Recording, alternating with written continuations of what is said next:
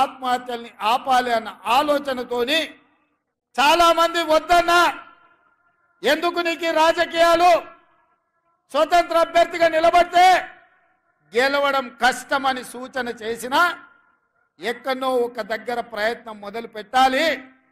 ఎంత దూరం నడవాలన్నా, సప్త సముద్రాలు దాటాలన్నా మొదటి అడుగు వేయాల్సిందే కదా.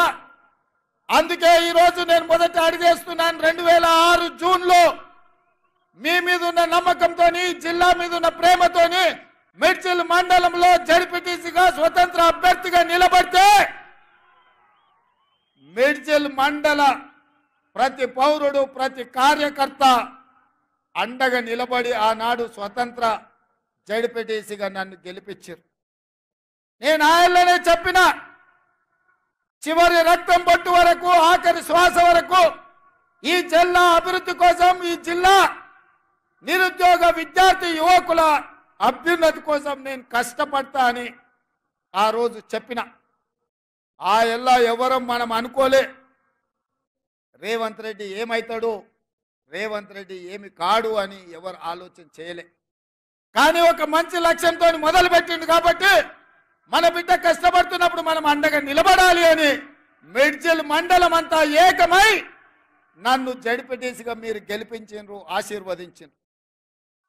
మళ్ళీ 2007 జూన్లో శాసన మండలి సభ్యుడిగా మీ దగ్గరికి వస్తే ఎంపీటీసీలు, కౌన్సిలర్లు, జడ్పీటీసీలు ఆయల్లో మీరందరూ అండగా నిలబడి శాసన మండలి సభ్యుడిగా 2007లో మీరు గెలిపించారు, మీరు నిలబెట్టిండ్రు.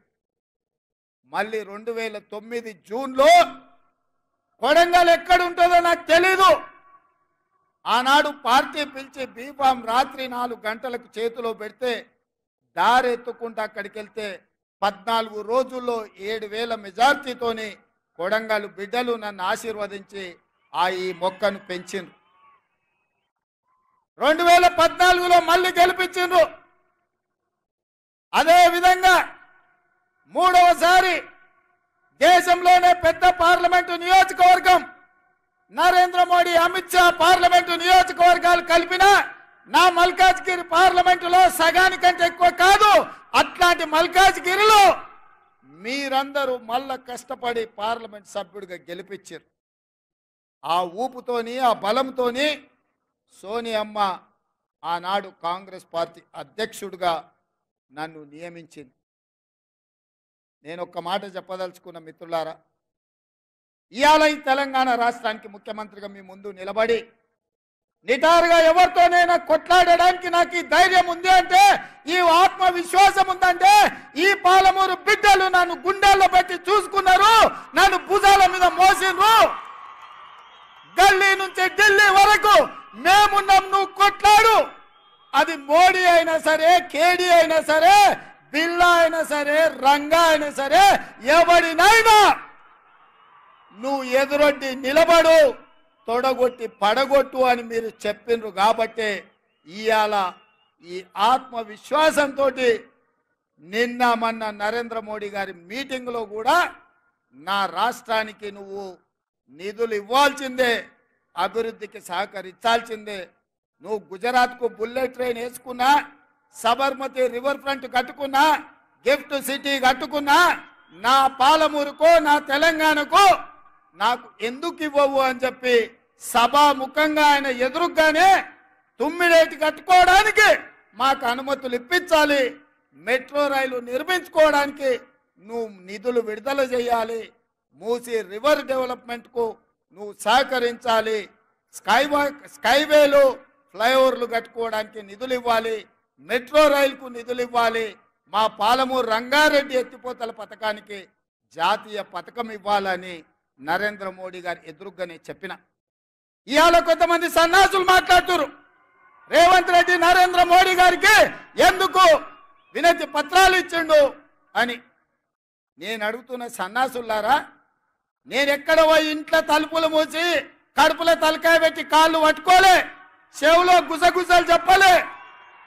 బాజాప్తా ప్రధానమంత్రిగా ఈ రాష్ట్రానికి వస్తే ముఖ్యమంత్రిగా నా బాధ్యతను నెరవేర్చిన.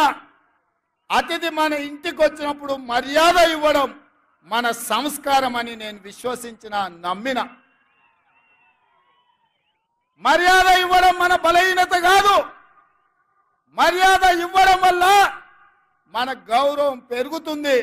దేశ ప్రధానమంత్రికి గౌరవం ఇచ్చినాం, మన సమస్యల్ని ఎకరువు పెట్టినాం. రేపు ఒకవేళ భారతీయ జనతా పార్టీ మనం అడిగిన నిధులు ఇవ్వకపోయినా, మనం అడిగిన అనుమతులు ఇవ్వకపోయినా చాకి రేవు పెట్టి చిరిగేదాకా ఉతికే బాధ్యత నేను తీసుకుంటా.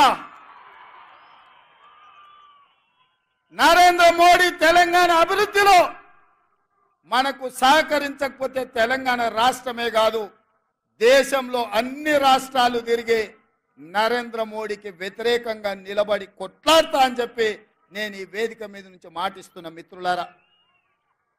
మన మంచితనం చేతగానితనం కాదు, మన మర్యాద మన ప్రాంతానికి మేలు జరగాలనేది. రాష్ట్ర కేంద్ర ప్రభుత్వాల మధ్యలో సంఘర్షణ వైఖరి ఉంటే అది చివరికి రాష్ట్రానికి తెలంగాణ ప్రజలకు నష్టం జరుగుతుంది. సంఘర్షణ వైఖరి ప్రభుత్వాల మధ్యలో ఉండొద్దు అన్న ఆలోచనతోని తెలంగాణ రాష్ట్ర ప్రభుత్వం తరఫున భారత ప్రభుత్వానికి వినతి పత్రాలు ఇచ్చినాం. మన రాష్ట్రానికి రావాల్సిన హక్కుల గురించి మాట్లాడినాం. విజ్ఞత ఉండాలి, మన మీద మనకు విశ్వాసం ఉండాలి. రాష్ట్రానికి ఏం దేవాలనో ఏం రావాలనో నాయకుడికి అవగాహన ఉండాలి. అందుకే విజ్ఞతతో కూడుకున్న వినతి పత్రాలు ఈ దేశ ప్రధానమంత్రికి ఇచ్చినాం. ఇంకొక ఆయన అంటాడు 6 అడుగులు పెరిగిండు కానీ ఆయనకు మెదడు ఎక్కడుందో నాకు తెలియదు. గాయలు ఎన్నడో చెప్పిన దూలం లెక్క పెరిగిండు కానీ దూడకున్న బుద్ధి లేదని. ఇవాళ హరీష్ రావు మాట్లాడుతున్నాడు, మీరు అందరు చూసారు. వచ్చేటప్పుడు జర ఆలస్యమైంది, ట్రాఫిక్ జామ్ అయింది. ఒక ఆయన సైకిల్ మోటార్ మీద వచ్చేట ఆయన తలుపు కొట్టి ఇంకో మాట చెప్పాలన్నాడు. ఏందయ్యా అన్న, బీఆర్ఎస్ అంటే నీకు తెలుసా సార్ అన్నాడు. ఏందోనే వాళ్ళు ఏదో భారత రాష్ట్ర సమితి అన్నారు కదా అంటే, అది కాదు సార్, అది బిల్లారంగ సమితి. నువ్వు ఎప్పుడు బిల్లారంగ అంటావు కదా, ఒకడు బిల్లా ఇంకోటి రంగా, 2 కలిపితే సమితి. బీఆర్ఎస్ అంటే బిల్లారంగ సమితి అని చెప్పిండు. నాకు నిజంగానే హరీష్ను కేటీఆర్ను చూస్తుంటే అది బిల్లారంగల సమితి లాగానే ఉంది. ఇంతకుముందే మా ఇంకన్నా చెప్తున్నాడు, మేము 10 ఏళ్ళు కష్టపడి మీ సేవ చేయాలన్న ఆలోచనతోటి ఈ రాష్ట్రాన్ని అభివృద్ధి పదం వైపు నడిపించాలి. పనిమంతులుగా మేముంటే గాజ కింద పందికొక్కులాగా 10 ఏళ్ళు ఈ రాష్ట్రాన్ని దోసుక తిన్నారు. ఇప్పుడు నీ స్పీచ్లో చెప్పు అని చెప్పి కోమటిరెడ్డి వెంకటరెడ్డి గారు నాకు చెప్పారు. నిజమే, గాజ కింద పందికొక్కులాగా ఇవాళ ఈ తెలంగాణ రాష్ట్రాన్ని దిగమింగిన కేసీఆర్ కుటుంబం ఇవాళ పదవి పోతే మతి భ్రమించి మన మీద మాట్లాడుతున్నారు. ఇవాళ అప్పుడే ఏమి చేయలేదు కాంగ్రెస్ పార్టీ అంటారు. నేను అడుగుతున్న 10 ఏళ్ళు అంటే 3650 రోజులు ఈ రాష్ట్రంలో కేడి 3650 రోజులు అధికారంలో ఉంటే కేంద్రంలో నరేంద్ర మోడీ 3650 రోజులు ఉన్నారు. పాలమూరు రంగారెడ్డికి జాతీయ హోదా ఇచ్చిండ్రా? కల్వకుర్తి, భీమా, నెట్టంపాడు, కోయిల్ సాగరు, సంగమన్న ప్రాజెక్టులు ఏమైనా పూర్తి చేసిండ్రా? ఏమైనా పరిశ్రమలు తెచ్చిండ్రా? పాలమూరు యూనివర్సిటీకి నిధులు ఏమైనా ఇచ్చిండ్రా? మన పిల్లలకి ఏమైనా కొలువులు ఇచ్చిండ్రా? మన పిల్లలకి ఏమైనా ఫీజు రియంబర్స్మెంట్ ఇచ్చిండ్రా? ఏం చేసిండ్రు ఈ జిల్లాకు? ఆనాడు కరీంనగర్ జిల్లా నుంచి చావు తప్పి కన్నులొట్టబోయి వలస వచ్చి పాలమూరు జిల్లా ప్రజల కడుపులో తలకాయ పెట్టి కాళ్లకు దండం పెడితే మనం కదా ఆదరించి పార్లమెంటుకు పంపించింది చంద్రశేఖర్ రావు. 2009లో మేము గెలిపిస్తే సోనియమ్మ తెలంగాణ రాష్ట్రం ఇస్తే మా ఎంపీ గుండి ఈ తెలంగాణ రాష్ట్రానికి ముఖ్యమంత్రి అయినాం. ఒక్క రోజైనా ఆనాడు ఆర్టీఎస్ కోసం నీళ్ల కోసం పాదయాత్ర చేసినా అని చెప్పినావు కదా. తుమ్మిళ్ళ దగ్గర కూర్చొని ప్రాజెక్టు పూర్తి చేస్తా, అలంపూర్ గద్వాలకు నీళ్ళు ఇస్తా అని చెప్పినావు కదా.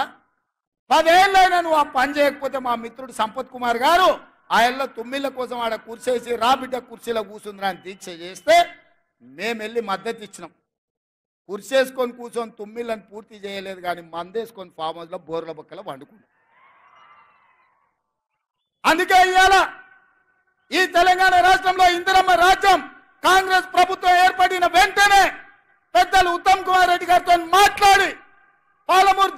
ఉన్న ప్రతి ప్రాజెక్టును ఆర్డిఎస్ కావచ్చు, తుమ్మిళ్ళ కావచ్చు, పాలమూరు రంగారెడ్డి ఎత్తిపోతలు కావచ్చు, కల్వకుర్తి కావచ్చు, భీమ కావచ్చు, నెట్టంపాడు కావచ్చు, కోయిల్సాగర్ కావచ్చు, మక్తల్, నారాయణపేట, కొడంగల్ ఎత్తిపోతల పథకం కావచ్చు, ఈ ప్రాజెక్టులకు నీళ్లు ఇవ్వాలి.